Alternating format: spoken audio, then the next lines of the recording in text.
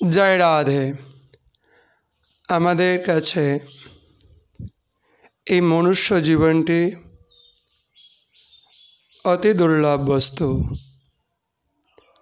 যা স্বল্প ভাগ্যে লাভ করা যায় না। কেন এই মনুষ্য জীবন দুর্লভ? স্বর্গের দেবদেহ অপেক্ষাও এই মনুষ্য জীবন শ্রেষ্ঠ। এই পৃথিবীতে অনেক জন্ম আছে, কত কীট পতঙ্গ পশু পক্ষী, তা অপেক্ষা মনুষ্য জীবন শ্রেষ্ঠ। কেন? একমাত্র এই মনুষ্য জন্ম দ্বারা আত্মার কল্যাণ করা যায়, অর্থাৎ নিজের মঙ্গল করা যায়। পশু পক্ষী কীট পতঙ্গ কুলে যখন জন্মগ্রহণ করেছিলাম, তখন ভগবানকে ভুলেই ছিলাম। অজান্তে অনেক বৈষ্ণবের দর্শন হয়ে যায়, বৈষ্ণবের পর্শন হয়, বৈষ্ণবের শ্রীমুখ থেকে হরিনাম কানে আসে। সেই পুণ্য ফলে আজকে মনুষ্য জীবন লাভ করেছি। মনুষ্য জীবন লাভ করে অনেক দান ধ্যান পুণ্য ক্রিয়ানুষ্ঠান করে কখনো স্বর্গ লাভ করেছিলাম, স্বর্গের সুখ ভোগ করেছিলাম। স্বর্গেতে অনন্ত অনন্ত ভোগ, যেখানে ভগবানের কথা মনেই থাকে না। যেমন একটি মানুষ যখন অর্থ বৈভব প্রাচুর্যের চূড়ায় বসে থাকে, তখন তার অহংকার দম্ভ তাহাকে ভগবান ভজন করতে দেয় না। ঠিক তেমনি আমরাও কোনো না কোনো সময় স্বর্গের দেবত্ব দেহে দেব শরীরে বিরাজমান ছিলাম।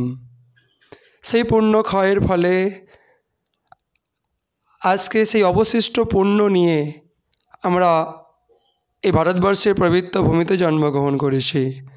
কারণ দেবতাদের এটাই ইচ্ছা যে হে দয়াময়, হে দয়ানিধি, আমাদের তো পুণ্য ক্ষয় হলে তুমি মর্তধামে পাঠিয়ে দেবে, কিন্তু এই ভারতবর্ষের মাটিতে যাতে মানুষ হয়ে জন্মাতে পারি, তাই অবশিষ্ট পুণ্য দিয়ে আমাদের এই মনের ইচ্ছাটি পূরণ করো। সকল দেবদেবী ইহাই প্রার্থনা করে ভগবানের শ্রীচরণ কমলে। তার ফলে যারা আজ ভারতবর্ষের মাটিতে এই মনুষ্য জন্ম লাভ করেছে, তারা সত্যি আজ বড় ভাগ্যবান। কিন্তু বড় দুর্ভাগ্য, যে জন্যই মনুষ্য জীবন আত্মার কল্যাণের জন্য, উদ্ধারিত আত্মানম আত্মনা ন আত্মানম অবসাদয়েত। ভগবান শ্রীকৃষ্ণচন্দ্র অর্জুনকে বললেন, অর্জুনের মধ্য দিয়ে আমাদের শিক্ষাও দিলেন যে নিজের উদ্ধার নিজে করো, নিজের নিম্ন গতি অর্থাৎ নরক গতি, নিজজনিত গতি ইহা কখনো করো না। এমন কাজ করো না যে কাজের দ্বারা তোমাকে নিজজনিতে জন্মগ্রহণ করতে হয়, নরক গতি হয়। আমরা শুধু সকাল থেকে রাত্রি পর্যন্ত এই রক্ত মাংসের যে দেহটা লাভ করেছি, এই দেহটার সুখের বিধানের জন্যই খালি অর্থের পশ্চাতে ছুটে বেড়াই। কিন্তু এই অর্থ তো পরম অর্থ নয়। পরমার্থী কোনটা? যে অর্থ আমাদের এই দেহ ত্যাগের পর, এই দেহ তো শ্মশানে পুড়ে ছাই হবে, তারপরেও যে আমাদের নরক পার করিয়ে দেয়, আমাদের দুর্গতি পার করিয়ে দেয়, সেই অর্থই হচ্ছে পরমার্থ। সেই পরমার্থ কি? সাধুসঙ্গ, ভক্তের মুখে সেই হরিকথা শ্রবণ, ভক্তের সেবন, শ্রী ভাগবত নাম সংকীর্তন আদি। কিন্তু এই সমস্ত পুণ্যকর্মানুষ্ঠানে আমাদের বর্তমান সময়ে খুব কম সংখ্যক মানুষের মধ্যে রুচি রয়েছে।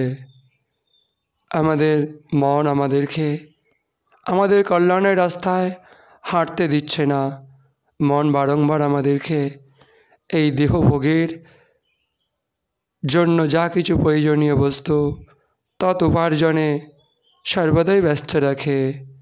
দিনের একটি সময়ও আমাদের বৈষ্ণবের চরণ দর্শন হয় না, বৈষ্ণবের শ্রীমুখ থেকে হরিকথা শ্রবণ হয় না, আর বৈষ্ণব সেবন তো দূরের কথা। অনেক দিন চলে যাচ্ছে, অনেক দিন চলে গেছে, আরও কতদিন চলে যাবে।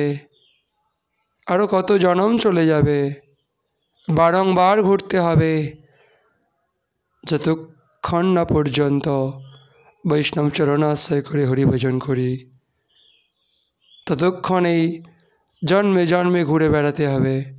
এই মনুষ্য জীবন, কখনো পশু পক্ষী জীবন, ইত্যাদি ইত্যাদি। আর জন্ম মানেই মৃত্যু, জন্ম আর মৃত্যুর মাঝখানে পড়ে কেবলই কষ্ট ভোগ করতে হয়। আর কবে আমাদের উদ্ধার আমরা করব?